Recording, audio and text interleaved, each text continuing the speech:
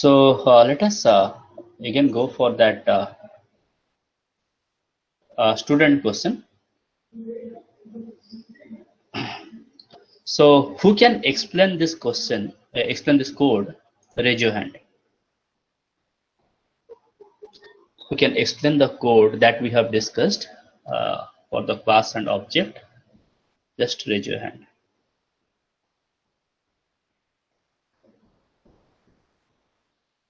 Okay, only 3 students. Okay, let me discuss that again. So after that I will ask someone to explain. Okay. So every class consists of one main method. So this is the main method where I have created one object, that is S1, and then I have called S1.getData so that I will get the value for the name, roll number, CGPA, and the branch. Then S1.display, then I will be able to display the value of name, roll number, CGPA, and branch. Okay, so till now, any doubt in this code? Yes, any doubt? Okay, fine. So now who can explain the code? Raise your hand.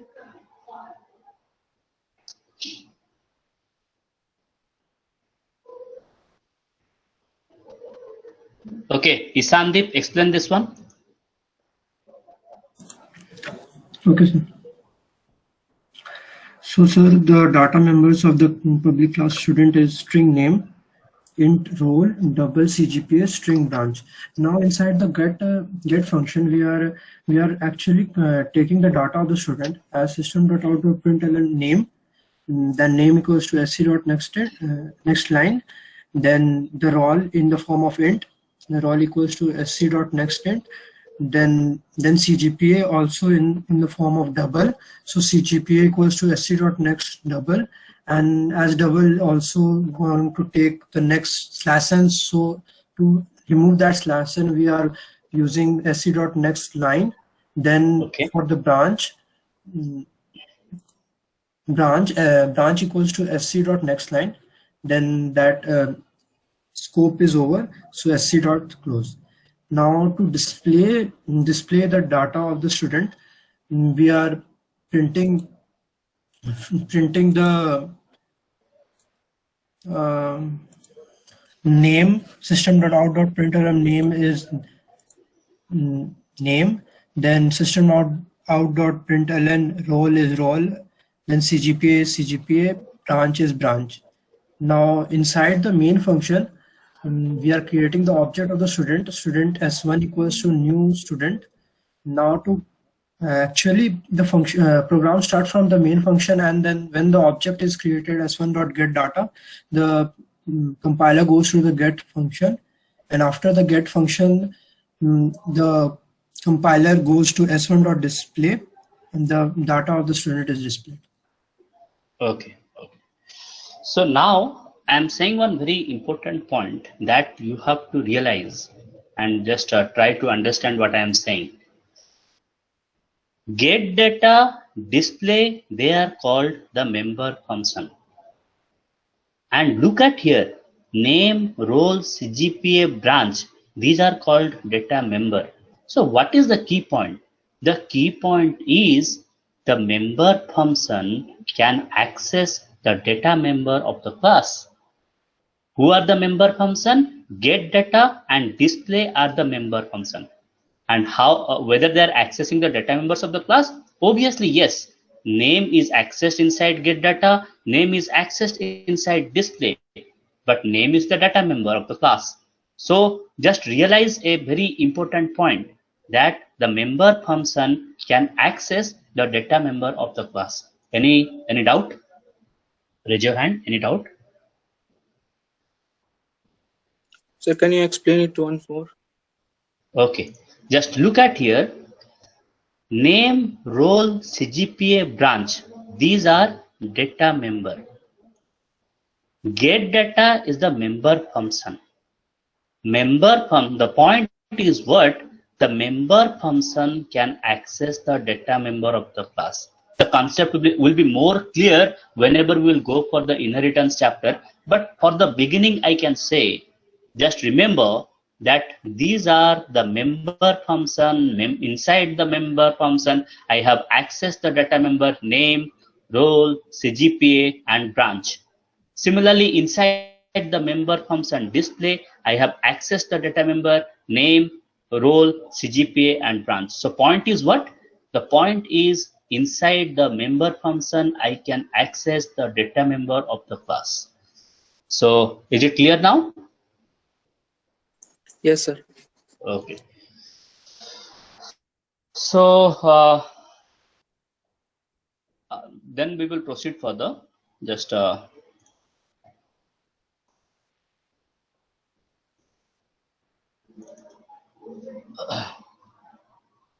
look at here.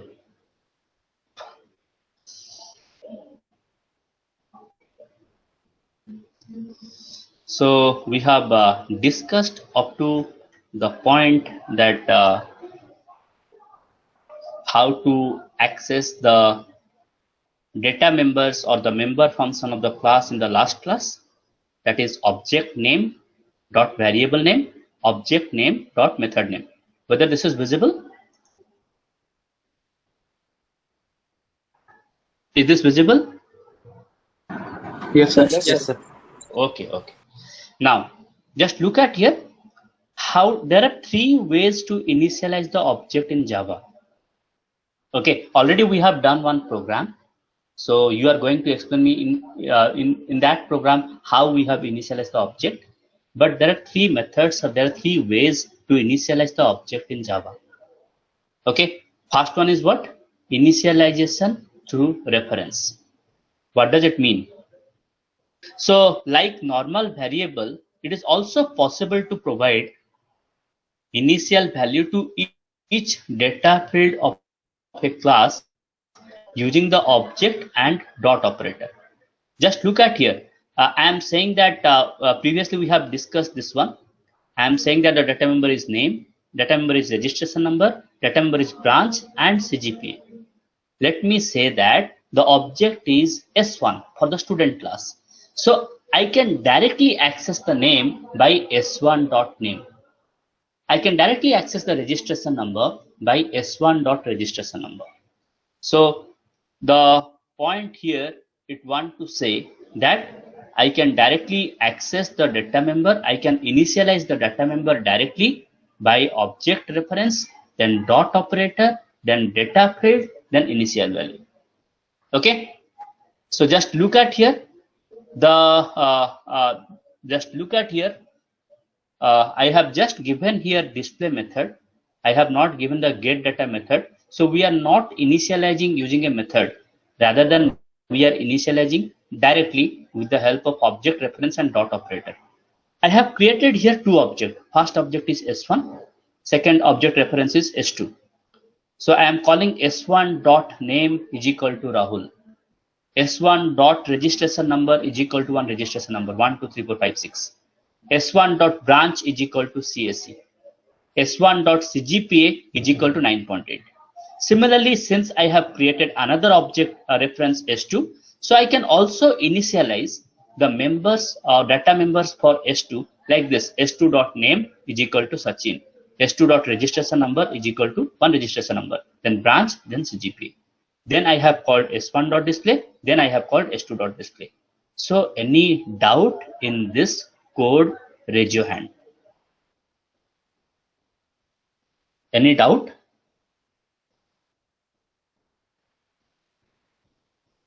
So who can explain that one? Raise your hand.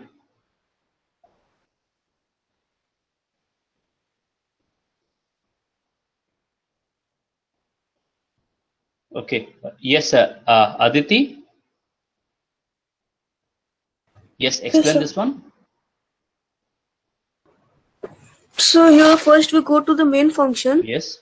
where a new object S1 and S2 is created. Then S1.name equals to Rahul. Okay. S1.registration number till S1 we input the values, and in S2 also we input the values. Okay. Then S1.display, we go to the display function. Okay. Here we display the value stored in the S1 object. Okay. And So then yes, sir. similarly, we will go for the s2.display. It will display the value stored in the s2 object, correct?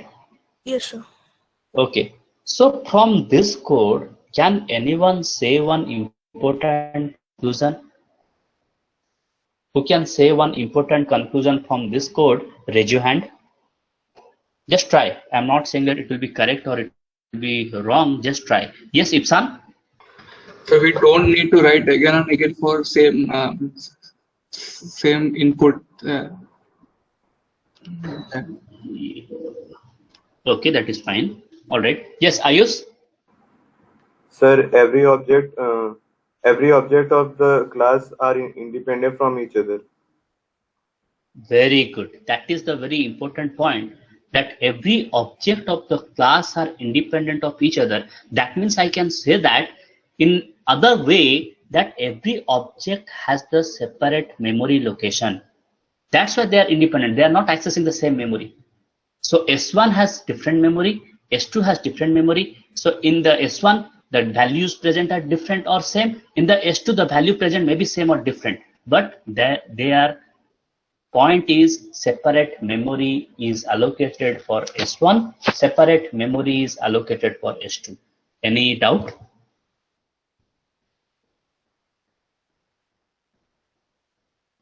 Okay, so now just look at here. So we have discussed one method, initialization through the object reference. How to do that? Directly write the object reference, then dot operator, then the data field, then initialize the values. So we have completed this one. Just look at here. So this is the class student. Okay, these are the data members: name, registration number, branch, GPA. These are the member functions. Only one member functions I have discussed, that is display. Whenever I have created the object reference S1, just look at here, one separate memory for S1. I have created another object reference S2, another separate memory for S2. Are you realizing or not, or any doubt? That's why Ayush has told that they are independent of each other. Are you realizing? Can you explain again? Okay. So just look at here, whenever I am creating the object reference S1, separate memory for S1. So the values are Rahul, the values are the registration number, then the branch, then CGPA.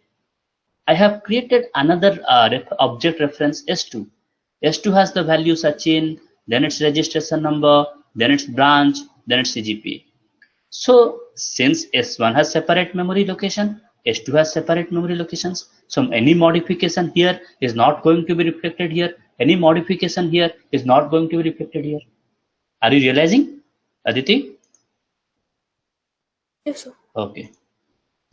So as shown in the figure 3, we have created two objects, S1 and S2, which are initialized directly using the dot operator inside the main program. The display is used to show the required output of the program. So this is just the summary that we have done in the previous code. We have created two objects, initialized directly using the dot operator inside the main program. Then we have displayed the value of the object by calling the display method. So as shown in the figure 3, it is not always the best way to provide the initial values to all the objects by accessing the data members directly. Okay, so every time so this is very difficult. Why? Because okay, this consists of only two objects. I can go for this initialization, that is fine. But if I will say that there are 50 object reference, so is it wise to go like this? Okay, so normally this approach is avoided to initialize the data members of the class. Okay, so this type of initialization will not work for some cases where data members are declared as private modifier. Okay, we'll discuss that one. Okay, so if I will say that the data members are private, so can I use inside the main function by directly writing the name? So obviously this is not going to work for Java. Okay, so because of the concept of data hidden, we'll discuss that again in the later slide. So in order to make the Java program more stable, it is always preferable to use member function for object initialization. That already we have discussed. Okay. So initialization. So now we are going for the second approach to initialize the data members. The second approach is what? Initialization through normal member function. So a class comprised of both data members as well as member functions. Okay. So this is that is one property in the OOPS. So you may get in the interview, someone can ask in the interview that what is the meaning of encapsulation? Can anyone say what is the meaning of encapsulation? So you may get such type of questions in the interview. This is one of the property of object-oriented programming. Yes, Jyotish Ranjan? Sir, encapsulation means wrapping the data or the object into a single unit. So, so whether data and object in a single unit, are you sure? Data object or else variable and Okay, all right. Subhasis? Sir, encapsulation means wrapping the data and method in a single unit. Yes. So can you say, Subhasis, how we achieve encapsulation in Java?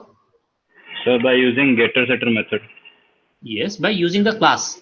So class Yes, is a sir. single unit by which we have encapsulated together the data member as well as member function. So remember, all of you just write down this one line. It may be helpful for future, that encapsulation means wrapping up of data as well as functions in a single unit.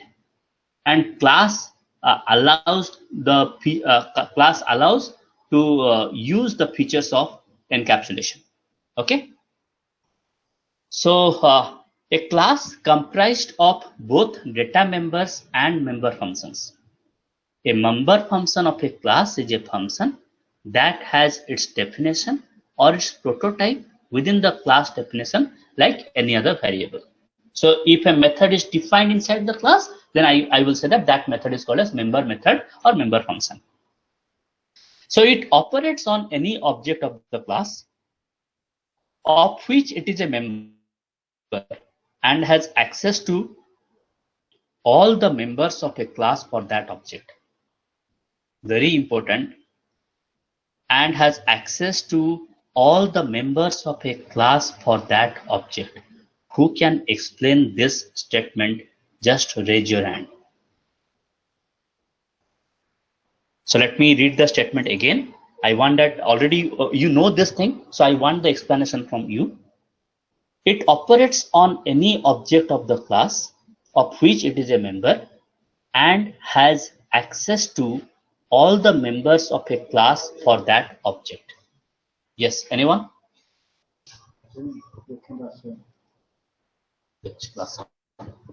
Okay, so now you can say, who can explain?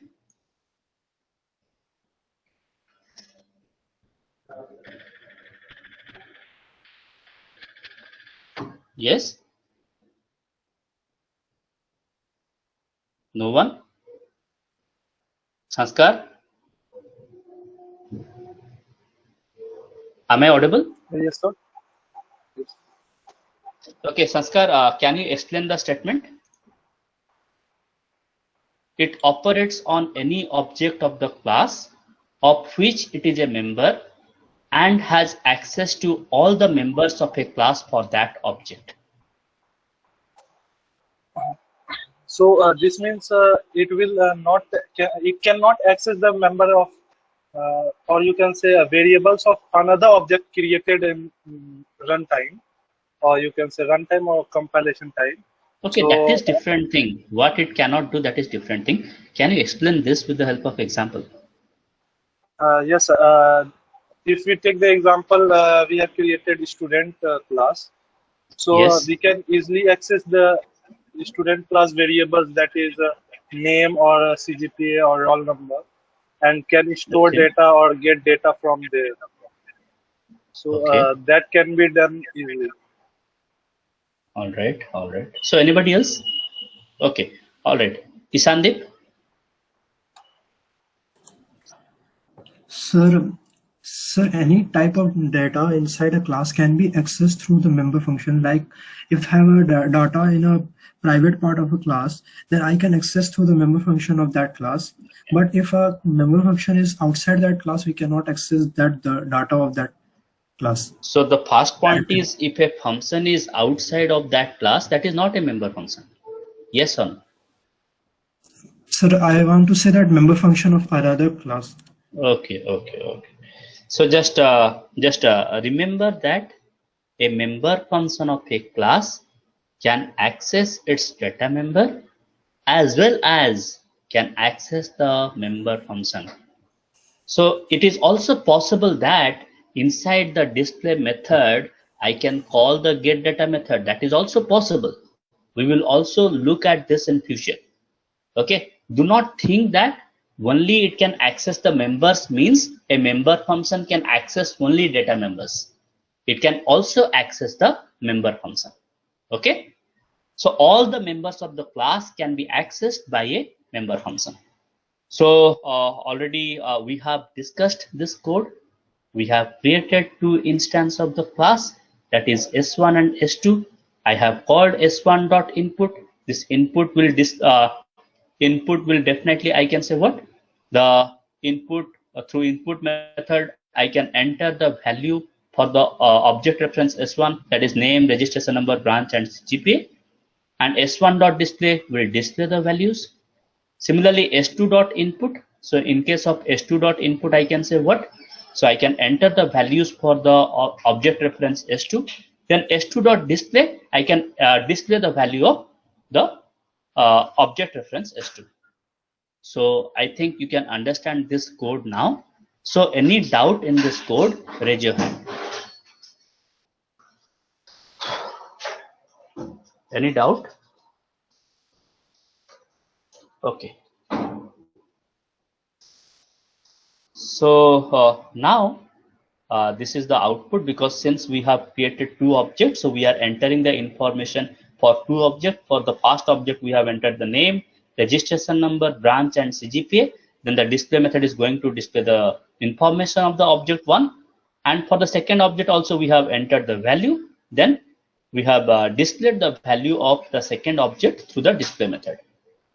And the third approach is initialization through a constructor, that we will discuss in the constructor chapter. So till now, what I can say, we have the idea that how can we initialize the data members of the class. The first approach, with the help of object reference, dot operator, and the data member name, that is done normally in the main method of the class. Second approach, I can go for the member function. Inside the member function, I can access the data members and I can initialize the data members. And the third approach is the use of a constructor, but we will discuss how to use the constructor to initialize the data members in the next chapter. So any doubt after this or anything you want to say, just raise your hand.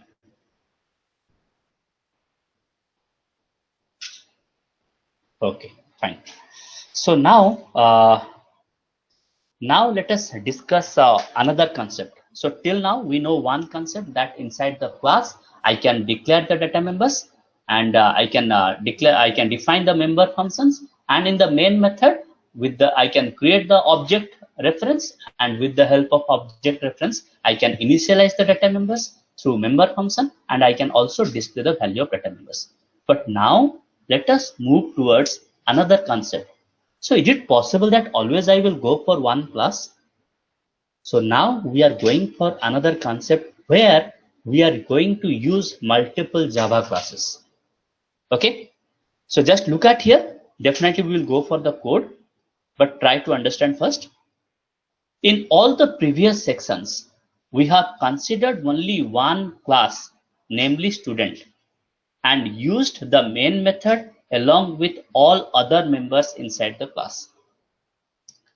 It is also possible to define multiple classes under a single file name. One file name, multiple classes.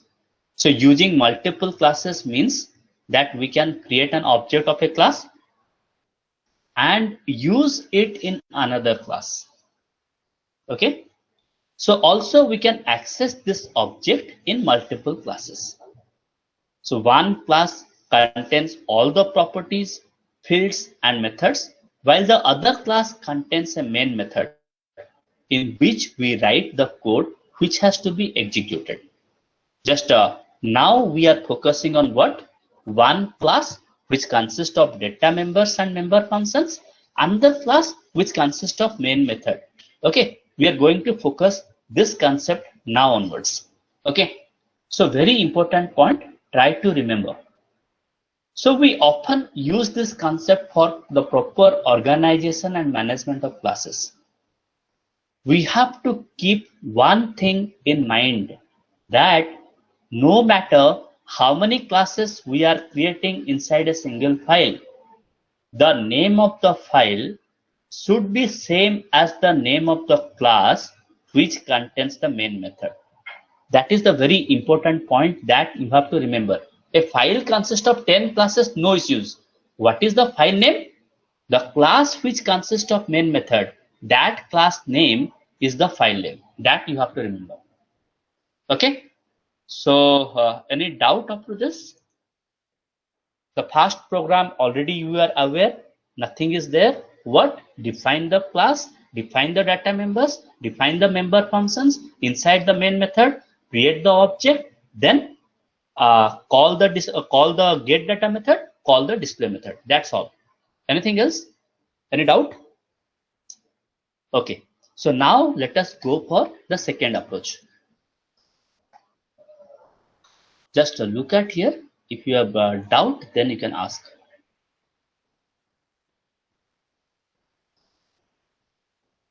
So let us go for the second method, and the method is, let's say the class name is, the file name is alpha.java.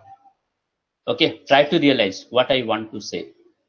If I am saying that the file name is alpha.java, then definitely I can say that there is one class called alpha, and that consists of main method. That is the very important point. Are you realizing? Are you realizing what I'm saying? Am I audible? Yes, sir. So Yes, sir. all of you listen carefully. That if I am saying that a file consists of multiple classes, this one is very important, because now we are moving towards the second type of coding for the class and object.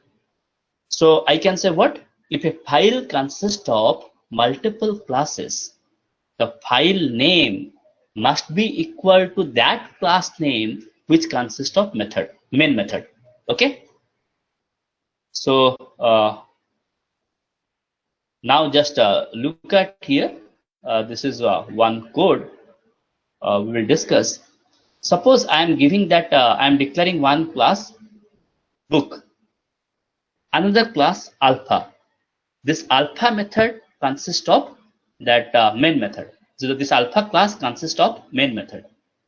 So definitely I can say that the file name must be alpha.java. Okay, although there are two classes, but this book class does not consist of main method. So the alpha class consists of main method. So file name must be alpha.java. So this is the book class, which consists of 4 data members, that is name, ISBN, author, price. Then there is a set data method.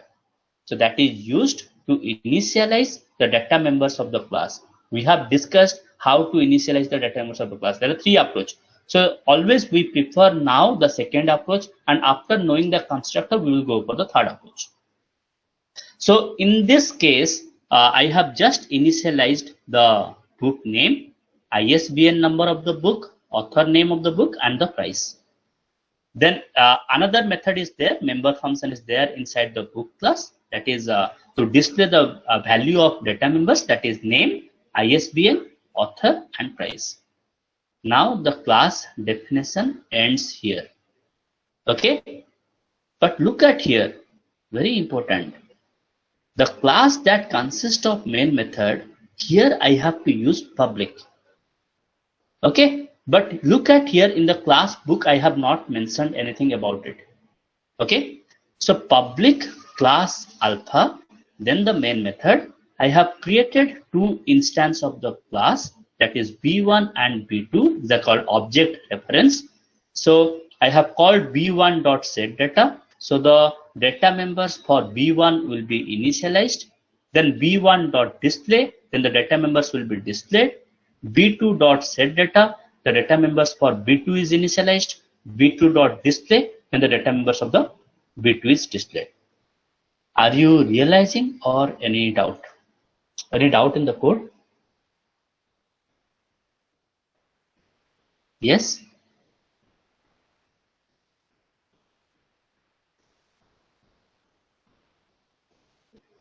Any doubt? Isan, yes, tell. Sir, as you have not mentioned public book, then by default, what is the? So that we'll discuss. Once we will study about the different access specifier, then we will discuss that one. So now it is not wise to discuss what are the different access specifier. Okay. Okay. So after knowing all the access specifier, then I will mention what is the default access specifier. Okay. All right. Anything else? Okay. So now, can anyone explain this code? Raise your hand. Be strong in the coding part. Just we have discussed one type of coding. Now we are going to discuss the second type of coding. Very easy one. So who can explain? Raise your hand. Just the second concept, multiple classes. One class consists of main method. One class defines the data members and the member function of the class. Yes, anyone?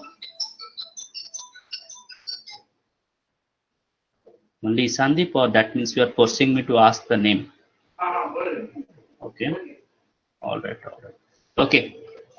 So Pausali, can you explain? Yes, sir. Yes. So in the meantime, all of you write down the code in the copy. Yes, Pausali, explain.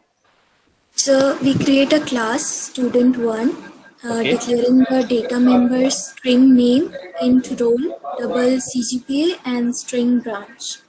Okay. Then we have created a member function void getData. Okay. And here we enter the values for name, roll number, and CGPA and branch. Okay. Then in void display, we display the name, roll number, and CGPA. Okay. Then public class alpha, this is the main class, and the file name should be named after alpha. Okay, very good. Public static void main, then we create an object named S1, and we call S1.getData and S1.display. So then in the console part, we have to input the values for getData, and it will display it. Okay. Then then we create another object S2, and it will do the same. It will first take the input, then it will display it. All right. So I hope that you can understand the code. So all of you please write down the code. Okay. This is the concept of multiple class in one file.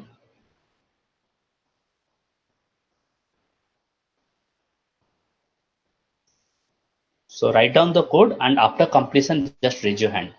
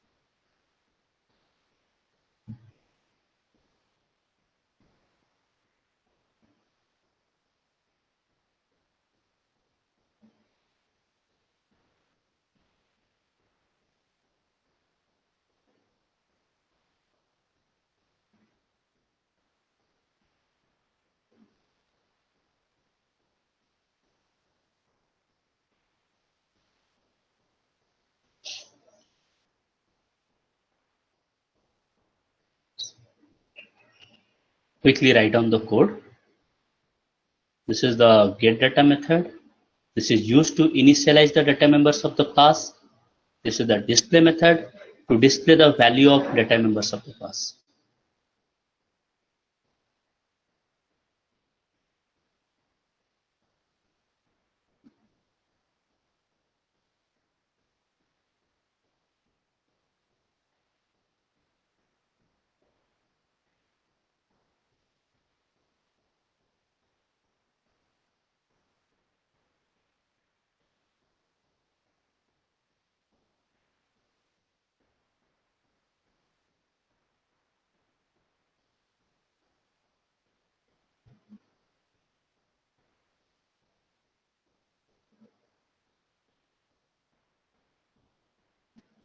Excuse me, sir. Yes, Aditi. So here in get data function, Yes. we have after CGPA we have written sc.next line. So if CGPA is in integer, then still then also we will write sc.next line. Means it will take the new line character for us when we enter the branch. So CGPA is of double type, no? So if it is integer type. So also same thing, except the string. Okay. Yes.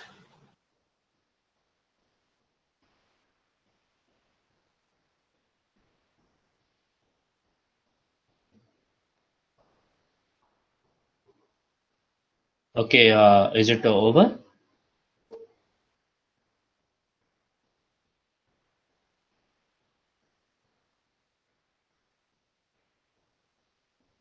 The 2 students have completed.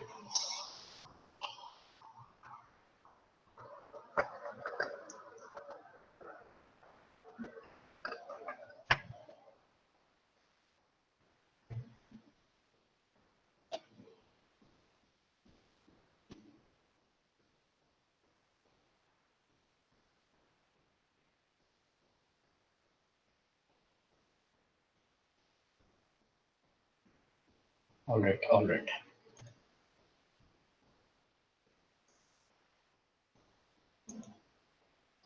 Okay. So now let me wait for 1 more minute.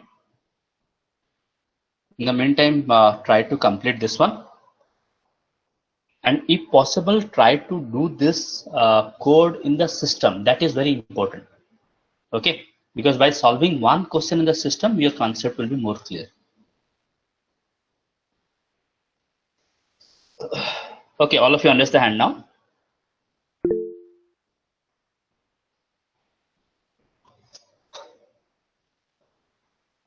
So whether my whiteboard is visible?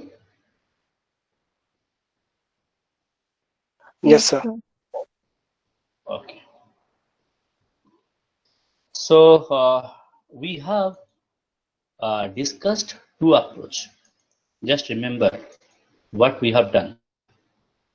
We have discussed the fast approach, all right, and we have discussed the second approach. Let us generalize that. What is present in the fast approach? What is present in the second approach? In the fast approach, we have defined a single class, and then class name. Try to understand, okay?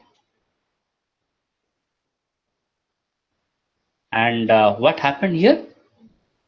The class name must be same as that of file name. Then what we have done, inside this class, we have kept some data members. So data members 1, data members 2, let's say. Okay. Then we have declared the member function. This is member function 1. So we have discussed 2 member functions. One member function like get data to initialize the data members, and second we have gone for another member function to display the data members values. Then we have gone for the main method. Okay. Then we have gone for main method. So inside the main method, what we have done? We have created the object reference and we have called the get data method, we have called the display method. That means we have called the member functions. So these are the steps that we have discussed in the first approach. But if we will go for the second approach, what we have done in the second approach, we have discussed about multiple class. So first we have discussed one class, let's say class 1. Okay. Inside the class 1, what we have done? We have declared some data members. So let's say data members 1, okay, data members 2, like that. Then we have defined the member function. So member function 1, let's say, to initialize the data member, and member function 2 to display the data members value. Here the class definition over. Then what we have done, anyone can say? Raise your hand. What we have done? Yes, Payaswini, can you say?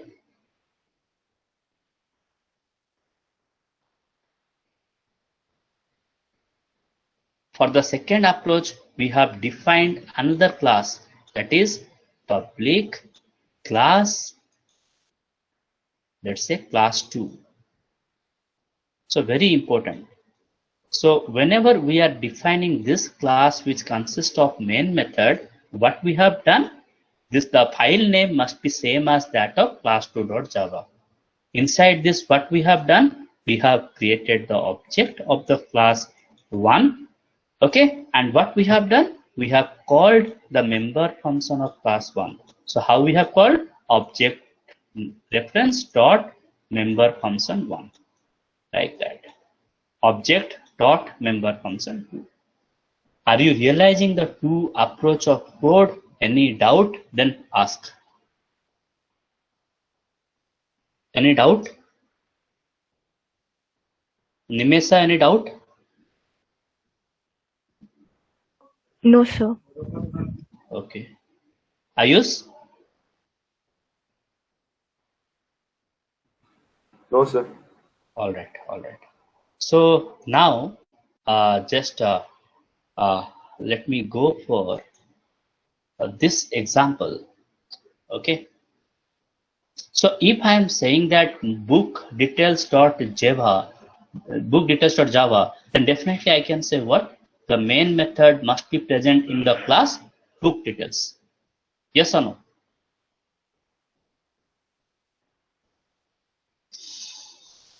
So let's say, let us go for that book details. Just look at here. So now who can explain this code? Raise your hand. You know the concept. Who can explain? Just raise your hand.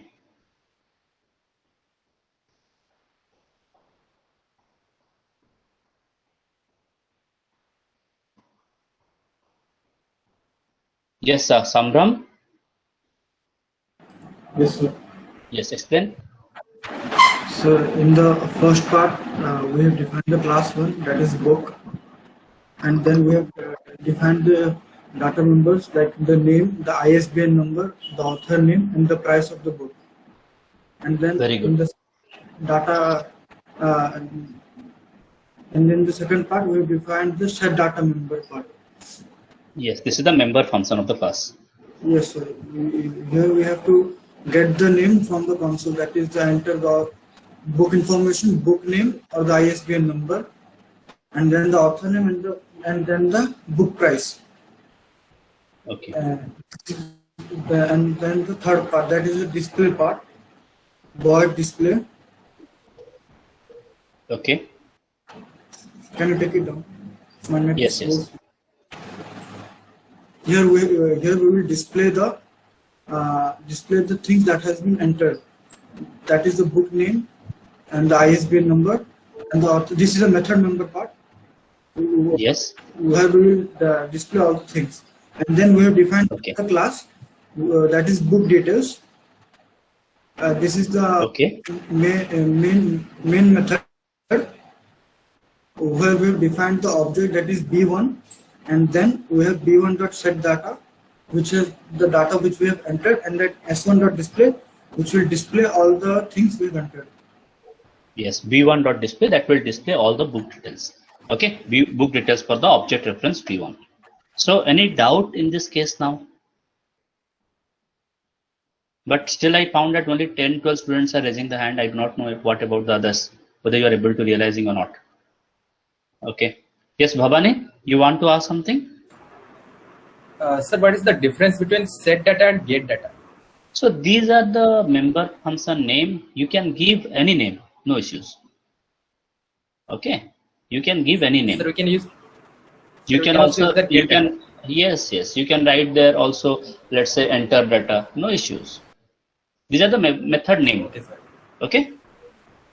Yes, so just remember that get data means we are getting the data for the data members. Set data means we are setting the data for data members. So appropriate meaning, just these are the method names, nothing else. Okay. So yes, now already we have discussed this one.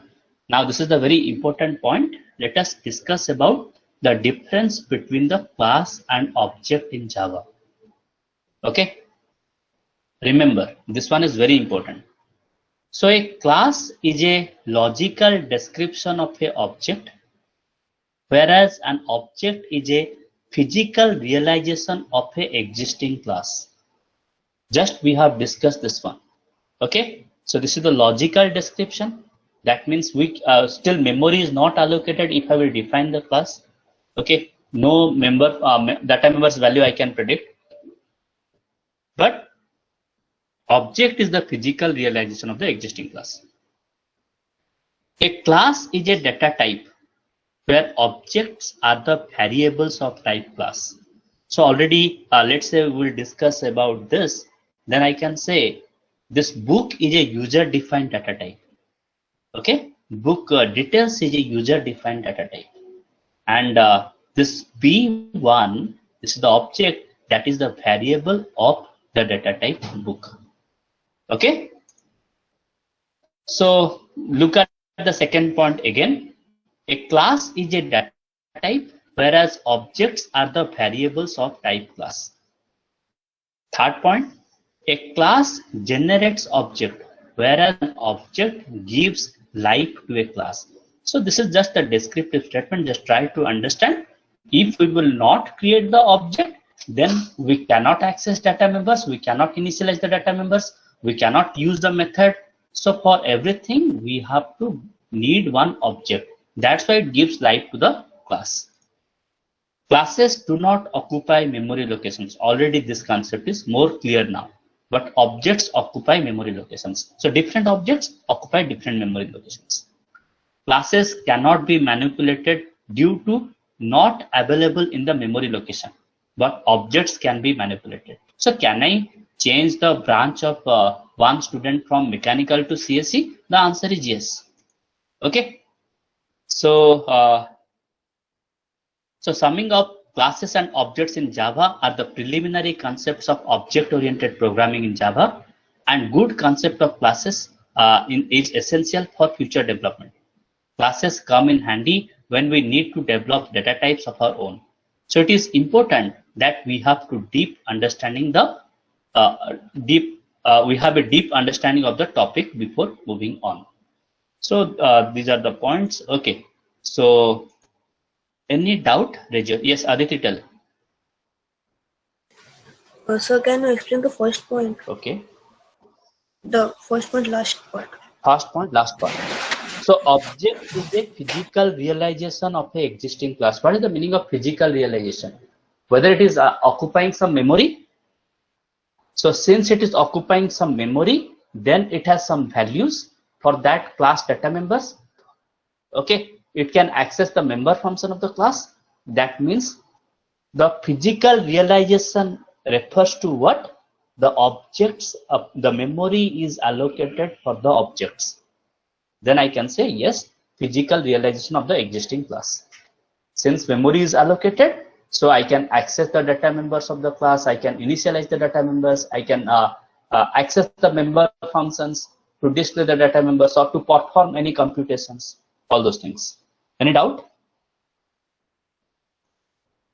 Okay, so let us summarize the class discussions what we have discussed today. Okay, let us summarize the class. So we have discussed two types of code till now for class and object. Who can explain the first type of code? What we are doing? Just the steps, not the entire code. Yes, anyone?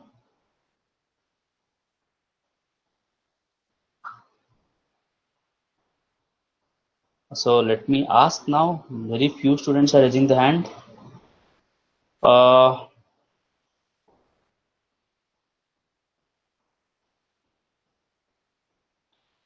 Okay. So, Sukanya, can you explain? Yes, sir. Sir, first the class name, then we will write the data members, and then we will declare the member function 1 and 2, whatever. Means here we were writing the get data and display, Very good. those two member functions. Okay. Then we will go for the main method. Okay. Then create the object reference, and then we will call the member function. Okay. So what is the file name in this case? Sir, as per the class name. Yes, since it consists of only class name, one class name, so the class name is the name of the file name. Okay. So all right, very good. So let me ask to another student. Let's say Saswata Raut. Yes, sir. So Saswata, can you explain the second approach that we have discussed today?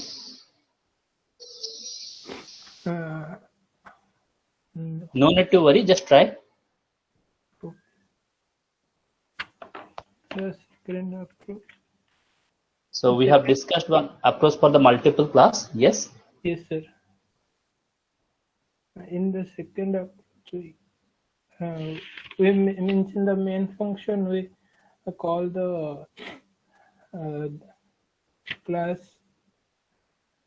We okay. Saswata, listen. Let me. Members for. Okay. Rohan. Yes, sir. So can you explain the second approach that we have discussed today? Sir, in the second approach, we have to create data members. Then we have to define the member functions, and then we have to create another class which will contain the main method, and we should save the name of that file with the name of that class. Where supposedly we have created a new class alpha, so we have to save with the alpha.java, and under that class, under that main method, we have to create an object, and we have to call that get data means Right. whatever. So yes. Okay. All right. So we will discuss in the next class. So let us stop now. Okay. I will. You just go through those assignments. We will discuss the assignment in the lab tomorrow. Okay. So let us stop now. So have a nice day. Thank you, sir. Thank you, sir.